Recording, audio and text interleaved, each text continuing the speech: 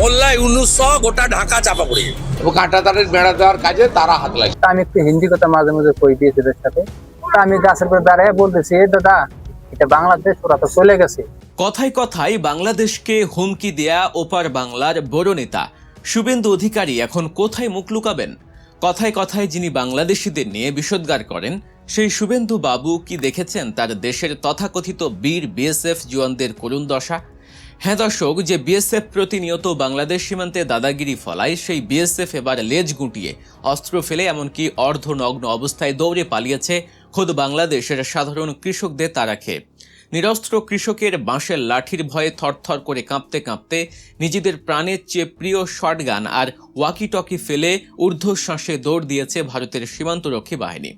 বন্ধু রাষ্ট্রের মুখোশ পরা ভারতের আসল চেহারা এবং বাংলার দামাল কৃষকদের অদম্য সাহসের এই রোমহর্ষক কাহিনী জানতে ভিডিওটি শেষ পর্যন্ত দেখতে থাকুন, কারণ আজকের পর থেকে ভারত বর্ডারে চোখ রাঙানোর আগে 100 বার ভাববে। দর্শক, ভারত বাংলাদেশ সীমান্তে কাগজে কলমে বলা হয় দুটি বন্ধু রাষ্ট্রের সীমান্ত, কিন্তু বাস্তব চিত্রটা কি? সারা পৃথিবীর বুকে অন্যতম এক রক্তাক্ত, ভয়াবহ এবং ঝুঁকিপূর্ণ সীমান্ত হলো এই বাংলাদেশ ভারত বর্ডার। বছরের পর বছর ধরে এই সীমান্ত ফেলানির মতো অসংখ্য নিরীহ বাংলাদেশের রক্তে হাত রাঙিয়েছে। বিনা উস্কানিতে গুলি, ধরে নিয়ে গিয়ে পৈশাচিক নির্যাতন, চোরা কারবারিদের মিথ্যে অপবাদ দিয়ে হত্যা কি করেনি তারা?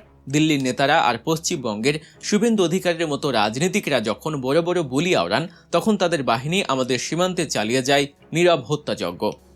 কিন্তু তারা হয়তো ভুলে গিয়েছিল সময় সব সময় এক থাকে না, দিন বদলেছে। বিশেষ করে জুলাই গণ অভ্যুত্থানের পর বাংলাদেশের মানুষের মনস্তত্ত্ব এখন পুরোপুরি ভিন্ন। তারা এখন আর অন্যায় মুখ বুজে সহ্য করতে রাজি নয়। আর সেই বদলে যাওয়া নতুন বাংলাদেশের এক জ্বলন্ত প্রমাণ দেখল লালমনিরহাটের হাতীবান্ধা সীমান্তের মানুষ। ঘটনাটি ঘটেছে লালমনিরহাট জেলার হাতীবান্ধা উপজেলার গোতামারি ইউনিয়নের আঞ্ঝল সীমান্তে। মেইন পিলারের 907 এর সাব পিলার 2 এর কাছে বাংলাদেশের ভেতরে নিজেদের জমিতে প্রতিদিনের মতোই কাজ করছিলেন কয়েকজন সাধারণ কৃষক। তাদের হাতে কোনো অস্ত্র ছিল না, ছিল কেবল কৃষিকাজের সরঞ্জাম। ঠিক এমন সময় কোনো ধরনের উস্কানি ছাড়াই ভারতের 78 বিএসএফ ব্যাটালিয়নের পাগলিমারি ক্যাম্পের 3 থেকে 4 জন সশস্ত্র সদস্য অবৈধভাবে আন্তর্জাতিক সীমানা পেরিয়ে বাংলাদেশের ভূখণ্ডে প্রবেশ করে। তারা ভেবেছিল আগের মতোই ধমক দিয়ে ভয় দেখিয়ে দাদাগিরি ফলাবে। এসেই তারা কৃষকদের অকথ্য ভাষায় গালিগালাজ শুরু করে, বিনা কারণে তাদের মারধর করতে উদ্যত হয়, এমনকি গুলি করে মগজ উড়িয়ে দেওয়ার হুমকিও দেয় তারা। কিন্তু বিএসএফ জওয়ানরা বুঝতে পারেনি তারা এবার কাদের ঘাঁটাতে এসেছে। বন্দুকের নল দেখে ভয় পাওয়া দিন শেষ, এই মন্ত্রে দীক্ষিত বাংলার কৃষকরা এবার আর পিছু হটেনি। বিএসএফের এই অন্যায্য ও অধ্যত্বপূর্ণ আচরণের সামনে বুক চিতিয়ে রুখে দাঁড়ান লিটন মিয়া সহ আরও কয়েকজন কৃষক। শুরু হয় বচসা।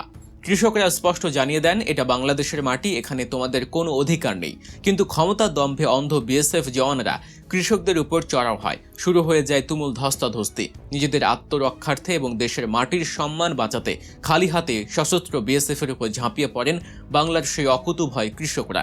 এদিকে এই ধস্তাধস্তির খবর মুহূর্তের মধ্যে ছড়িয়ে পড়ে আশপাশের গ্রামে।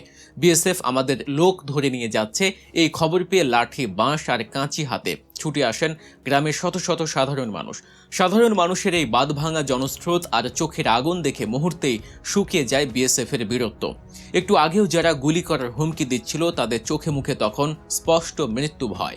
অবস্থা বেগতিক দেখে জীবন বাঁচাতে দিকবিদিক শূন্য হয়ে পালাতে শুরু করে ওই সশস্ত্র বিএসএফ সদস্যরা। পালানোর সময় কৃষকদের সাথে ধস্তাধস্তিতে এক বিএসএফ সদস্যের গায়ের ইউনিফর্ম এবং প্যান্ট ছিঁড়ে যায়। বাধ্য হয়ে রীতিমতো অর্ধনগ্ন অবস্থাতেই প্রাণ ভয়ে দৌড়াতে থাকে সে।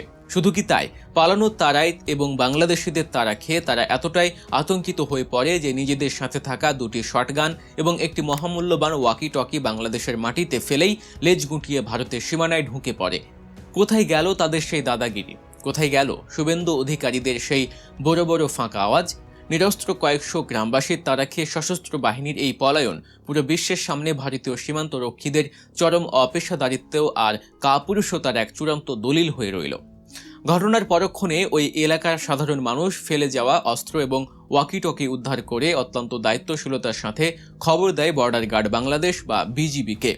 খবর পেয়ে দ্রুত ঘটনাস্থলে ছুটে আসেন বিজিবির বনচৌকি ক্যাম্পের সদস্যরা। তারা সাধারণ মানুষের কাছ থেকে অস্ত্রগুলো নিজেদের হেফাজতে নেন। এরপরই শুরু হয় আরেক অধ্যায়। নিজেদের হারানো সম্মান আর ফেলে যাওয়া অস্ত্র ফেরত পেতে রীতিমতো কাকুতি মিনতি শুরু করে বিএসএফ। এই নজিরবিহীন ঘটনার প্রেক্ষিতে মঙ্গলবার বিকেলে আমঝোল সীমান্তের ওই এলাকাতেই বিজেপি এবং বিএসএফ এর মধ্যে ব্যাটালিয়ন পর্যায়ে একটি জরুরি পতাকা বৈঠক অনুষ্ঠিত হয়। ওই বৈঠকে 15 বিজিবি ব্যাটালিয়নের অধিনায়ক লেফটেন্যান্ট কর্নেল মেহেদি হাসান এবং ভারতের 78 বিএসএফ ব্যাটালিয়নের কমান্ডার মনোজ কুমার উপস্থিত ছিলেন। সেখানে বিএসএফ এর কমান্ডেন্টের হাতে উদ্ধার হওয়া 2টি শটগান ও ওয়াকি টকি তুলে দেয় বিজিবি, কিন্তু অস্ত্র ফেরত দিলেও বিজিবি ছেড়ে কথা বলেনি। বিনা অনুমতিতে বাংলাদেশের ভূখণ্ডে প্রবেশ, সাধারণ কৃষকদের উপর হামলা এবং মাদক চোরাচালানের মতো গুরুতর ইস্যুতে বিএসএফকে কড়া ভাষায় সতর্ক করে দেয়া হয়। বিজিবি স্পষ্ট জানিয়ে দেয়, সীমান্তের শান্তি ও সম্প্রীতির কথা বলা হলেও বিএসএফ এর এমন মারমুখী আচরণ কোনোভাবেই মেনে নেওয়া হবে না। ভবিষ্যতে এ ধরনের ঘটনার পুনরাবৃত্তি হলে তার চরম মূল্য চোকাতে হবে। দর্শক, একটু ভেবে দেখুন, ভারতের রাজনীতিবিদরা, বিশেষ করে পশ্চিমবঙ্গের নতুন মুখ্যমন্ত্রী শুভেন্দু অধিকারীর মতো নেতারা যখন মাইক হাতে নিয়ে বাংলাদেশ নিয়ে বড় বড় কথা বলেন, তখন তাদের উচিত এই ভিডিও ফুটেজগুলো একবার অন্তত নিজেদের চোখে দেখা। আপনাদের অত্যাধুনিক অস্ত্রে সজ্জিত বাহিনী যখন নিরস্ত্র বাঙালির তাড়া খেয়ে প্যান্ট ফেলে পালায়, তখন আপনাদের সেই রাজনৈতিক হুঙ্কার বড়ই বেমানান শোনায়।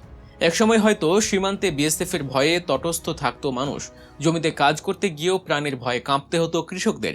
ফেলানিকে কাঁটা তারে ঝুলিয়ে রেখে তারা যে উল্লাস করেছিল, সেই দৃশ্য প্রতিটি বাংলাদেশের হৃদয়ে আজও দগদগে ঘায়ের মতো জ্বলছে।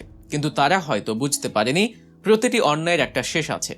বাংলাদেশের মানুষ এখন অনেক বেশি সচেতন, অনেক বেশি ঐক্যবদ্ধ। মেহেরপুরের ঈশাখালী সীমান্তেও আমরা দেখেছি কিভাবে বিএসএফ বাংলাদেশিকে ধরে নিয়ে যেতে চাইলে সাধারণ মানুষ পাল্টা ভারতে ঢুকে তাদের নাগরিককে ধরে নিয়ে আসে। আর এবার লালমনিরহাটে যা ঘটল তা এক কথায় ইতিহাস। এই ঘটনা শুধু একটি বিচ্ছিন্ন সীমান্ত উত্তেজনা নয়, এটি একটি স্পষ্ট বার্তা। এই বার্তা দিল্লির সাউথ ব্লকের জন্য, এই বার্তা পশ্চিমবঙ্গের নবান্নের জন্য, আর বিশেষ করে এই বার্তা সেই সব ভারতীয় রাজনীতিবিদদের জন্য যারা মনে করেন বাংলাদেশকে চোখ রাঙিয়ে দাবিয়ে রাখা যাবে। বাংলাদেশের কৃষকরা আজ প্রমাণ করে দিয়েছে দেশপ্রেম আর আত্মমর্যাদার কাছে বন্দুকের গুলিও তুচ্ছ। মাটির প্রতি টান থাকলে, অধিকার আদায়ের স্পৃহা থাকলে খালি হাতেও যে সশস্ত্র বাহিনীকে পর্যবস্ত করা যায়, হাতিবান্ধার কৃষকরা আজ সারা বিশ্বকে সেটাই দেখিয়ে দিল। পরিশেষে বলতে হয়, বন্ধুত্বের সম্পর্ক হতে হবে সমতার ভিত্তিতে। এক পক্ষ দিনের পর দিন হত্যা, নির্যাতনা, দাদাগিরি চালাবে, আর অন্য পক্ষ মুখ বুজে সহ্য করবে, এমনটা আর হবে না। শুভেন্দু অধিকারীরা হয়তো এখনো পুরনো স্বপ্নে বিভোর হয়ে আছেন, কিন্তু বাস্তবতা হলো নতুন বাংলাদেশের মানুষ এখন আর কারো চোখ রাঙানিকে ভয় পায় না। বিএসএফ এর ফেলে যাওয়া ওই শটগান আর ওয়াকি টকি যেন ভারতের অহংকারের কফিনে ঠুকে দেয়া শেষ পেরেক। আজকের পর থেকে অন্তত বর্ডারে ডিউটি করতে আসা বিএসএফ জওয়ানরা মনে রাখবে, এই দেশের কৃষকের হাতে শুধু লাঙল থাকে না, অন্যায়ের প্রতিবাদ করার মতো বজ্রকঠিন সাহসও থাকে। তাই দাদাগিরি দেখানোর আগে, সীমানা পেরোনোর আগে এবার থেকে বিএসএফকে 100 বার ভাবতে হবে। কারণ বাঙালি একবার রুখে দাঁড়ালে লেজ গুটিয়ে পালানোর পথটাও যে খুঁজে পাওয়া যায় না, তা তো তারা এবার হারে হারে টের পেয়েছে।